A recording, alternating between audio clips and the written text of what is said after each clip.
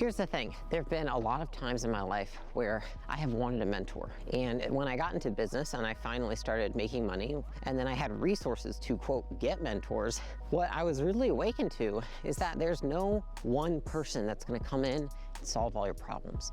There's nobody that has exactly everything you're looking for in life. The only person that has that is future you.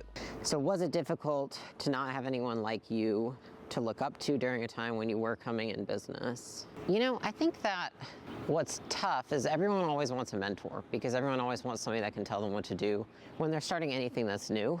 I have always wanted that, and so the reason I make content is because I would like to provide some sort of guidance for people who don't have that. But the reality is everyone always asks me the same question. They say, who is your mentor? And the reality is I didn't have a mentor. I tried.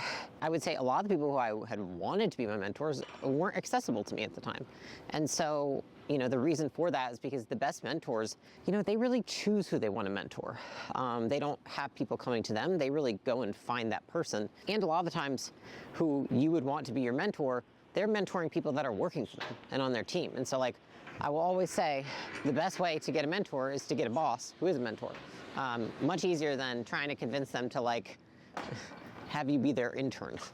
But what I did is, like, I just got a, quote, proximity by consuming content, consuming audiobooks, consuming interviews, consuming books from all the people that I look up to. And so there was no one person that I thought was like the silver bullet to unlock success for me. I just tried to learn from groups of successful people that had different pieces that I really liked. You know, at the time, Tony Robbins was probably the #1 person I looked up to. Tony Robbins isn't gonna mentor me. I was just a 23-year-old. I had no experience. I had no track record to show that I'm gonna be this special person with potential. And I will say a lot of the other people that I looked up toward that I really wanted as mentors, I probably am friends with half of them now. You know, eventually what happens is, like, if you get to the point where you've actually proven yourself, like, you will end up meeting those people. But a lot of people let the fact that they don't have a mentor stop them from doing something. And the reality is that there is no silver bullet. There's no one person that's going to tell you exactly what to do. The closest thing, again, that you can get to that is getting a great boss who is also a mentor. But in reality, like, that's also seldom. And so you're gonna have to be resourceful. Being resourceful is one of the #1 traits of successful people. How was I resourceful? Was like, I would read books and I would listen to audio tapes and I would watch interviews of people that inspired me, and I would take notes, and then I would apply everything that I learned to the situations I was facing. You know, when I was looking for answers, I didn't have anyone I could call. I would go look and try and watch interviews from people and see, like, have they ever faced situations similar that I could apply to the situation I'm facing right now? And so I think a lot of people let this stop them from getting started, thinking, like, who's your role model? Who's your mentor? It's like, there is no one person. It is just a compilation of all these different inspiring people that I've seen throughout my life. And I've never expected those people to be my mentor just because I've wanted it. I think that, if anything, you need to become successful in order to be worthy of a lot of the people that you would prefer to be your mentor. An example of this is, like, I moved out to California. Why did I move to California? Why did I move to specifically Costa Mesa? I had literally been listening to an audiobook from Tony Robbins where he talked about how he got out from where he was living and he moved somewhere where people were inspiring. And where he moved to was Corona del Mar. And guess what? I could not afford Corona del Mar because it was too expensive. And so I moved as close as possible, which was Costa Mesa, that had affordable living. And then I would literally go to Corona del Mar. I would go to the beach that he described in his audio tape. And I would sit at the beach and I would be writing down all my goals and thinking about all the things I needed to do to learn while I was listening to that tape. But it's not like I had somebody that said, go there, go to California, go move there. I just literally listened to the books and I was like, fuck it. You know, worked for him, might as well try it. I'm 22, I have nothing to lose. What a lot of people look for in a role model or a mentor is reassurance. And the reality is, you can either wait months or years to find this magical unicorn that's going to tell you what to do, how to do it, and that they're sure it's going to work. Or you can do what is actually going to happen, which is you can take a risk and you can bet on yourself. And so what I did in that moment is I bet on myself and I said, you know what? I can manage the worst case if this doesn't work out, and I'm okay with that. And I would be less okay with not taking a chance at all. I say that because it's really important that you understand we often look for somebody so that they can reassure us of the right decision, but they don't know either. They can just look at you and probably tell you, I think that you're the kind of person who's gonna figure it the fuck out. I know that because people ask me all day. They're like, should I do this or this? And I'm like, you seem like the kind of person that's gonna fucking figure it out either way. Either way works. You're gonna make it work. It's not like there's a magical path that you have to follow. It's that you become the person that can make any path work. And so rather than seeking reassurance from the outside, put more trust in yourself and allow yourself to take risks and know that you're gonna have your back if it fails. Here's the thing, there've been a lot of times in my life where I have wanted a mentor. And when I got into business and I finally started making money and I finally started having something that worked, and then I had resources to, quote, get mentors, what I was really awakened to is that there's no one person that's gonna come in and solve all your problems. There's nobody that has exactly everything you're looking for in life. The only person that has that is future you, and that person has not come into fruition yet. And so, what took me a long time to learn is I still thought that when I was building my business, that I was like, all right, well, maybe now because I have the money and I have the connections, I'm gonna find that one person. But what I realized is that oftentimes what you need is not a mentor. Specific people that have domain expertise over whatever area you're trying to improve. Is it money? Is it investing? Is it wealth? Is it management of people?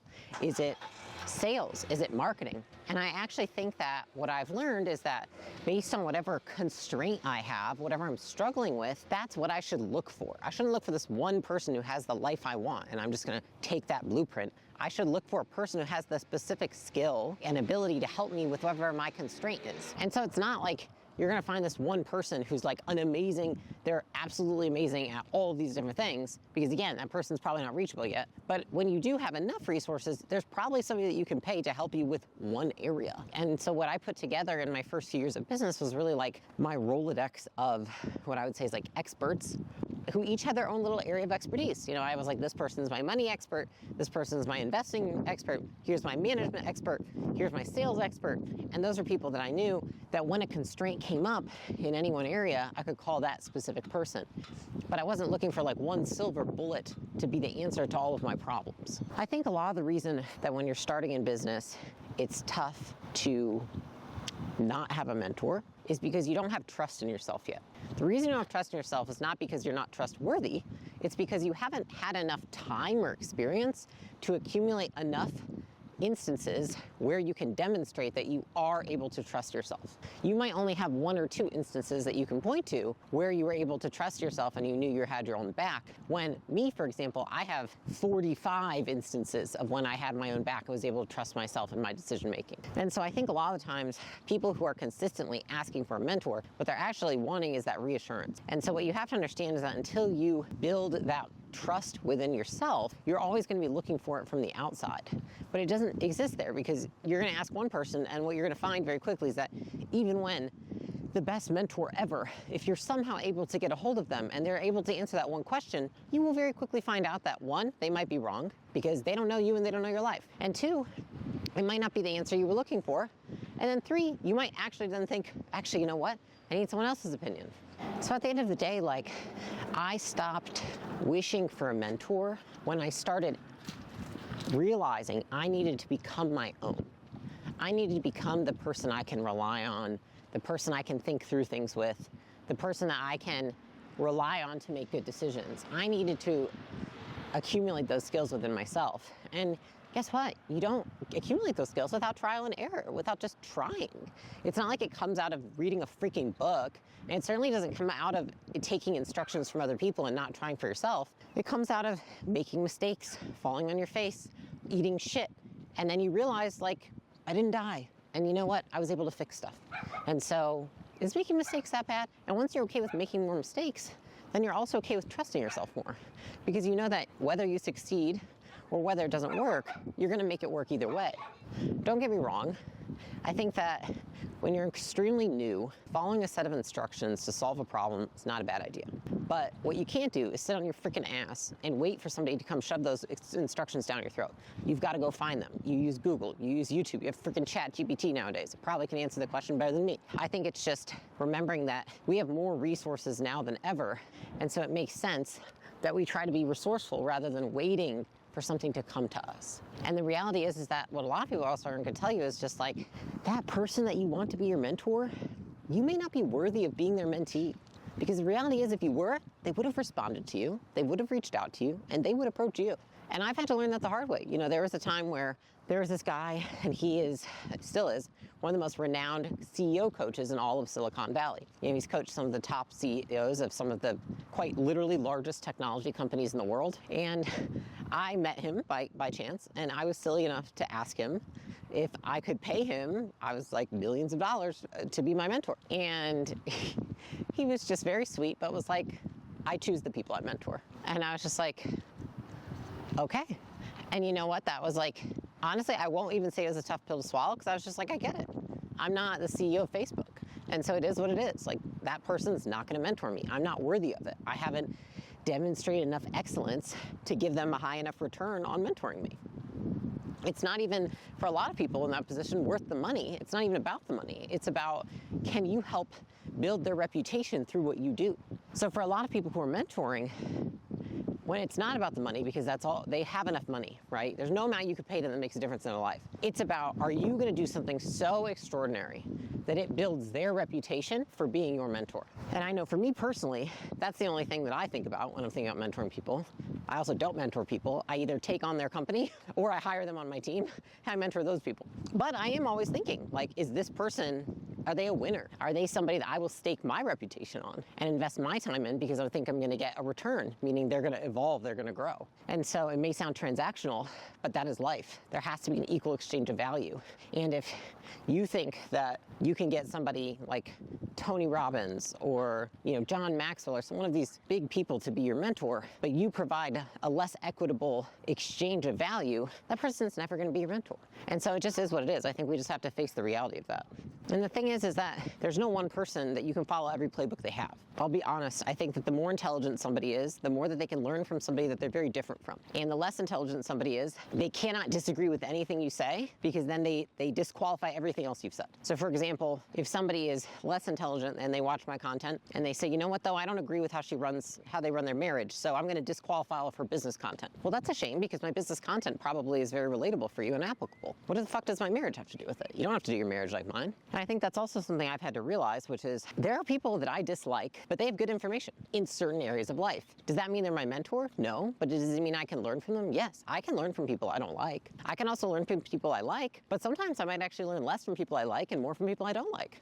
What I've been able to learn over time is, like, you kind of have to create your own playbook. You have to take things from people you like, from people you don't like, from your own experiences, from what you want for yourself, and you have to piecemeal it together into your own path. Now, in the beginning, of course, following instructions, being able to follow instructions based off of what you Google, what you read on the internet, what you watch on YouTube, like, that is a skill in its own. But then after some time, you're going to want to forge your own path. And I think that the sooner you can get to that, rather than wishing for somebody to tell you what to do, just tell yourself what to do, the faster you're going to be able to find success and probably also be happy. Here's the thing. A lot of people say comparison is the thief of joy. I would actually say that judgment is the thief of joy, and comparison is the initiator of growth. How do you grow if you can't compare yourself to someone who's better than you? Answer that. Truly. How would you know that the 4-minute mile is possible if somebody else had not run it before you? Very few people are able to conceptualize something that hasn't happened yet. We have this society that we live in that says comparison is the thief of joy. And I really just don't think it's comparison. Comparison is looking at where you're at, where somebody else is at, and what's the discrepancy. Is it good or bad? Is it up or down? Is it left or right? It's simply a discrepancy in performance. There's no good or bad about that. What I think makes it good or bad, right, and what a lot of people do is they judge themselves. They say, I suck because I'm not there yet. I suck because they're only 3 years ahead of me and they're here. In my opinion, that's just because you're victimizing yourself and putting yourself down for not being where they're at, which is up to you to do. Nobody else is doing that for you. You know, I look at somebody who's, 2 years ahead of me and worth way more and way bigger life and done way crazier stuff, and I'm like, holy crap, what can I learn from that person? That's amazing that if they've done it, I can do it. We're both humans.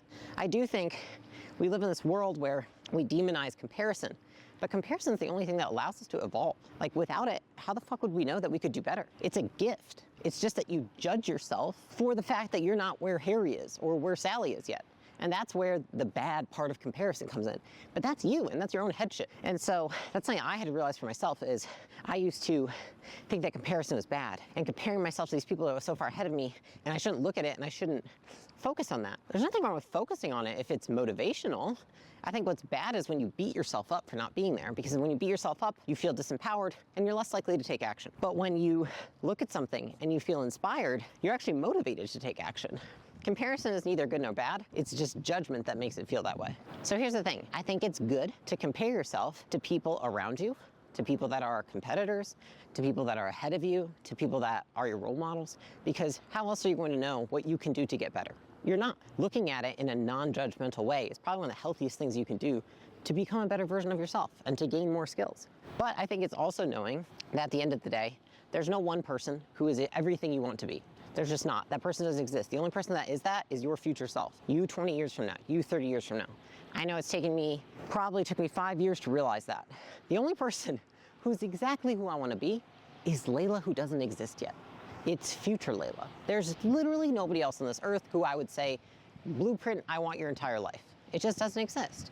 And so piecemeal things together that you see from different people who inspire you in different areas of life. Compare yourself, don't judge yourself, to people who are around you, who maybe are further ahead of you than you are, and look at what the discrepancy is. What do they do that you don't do? Or what do you do that they don't do? There's a lot you can learn from that. And then lastly, is I would say, trust yourself. And here's the thing, you don't have a lot of reasons yet, but you're not gonna be able to even create any reasons unless you try. And you're not gonna be able to create evidence that you are trustworthy unless you try to do things and then figure out what you're capable of. At the end of the day, when somebody asks, how do I find a role model? You become them. You're not gonna find a person that is exactly who you want to be. You are that person. Those are the 3 things that you can do to get closer to becoming the person you want to be.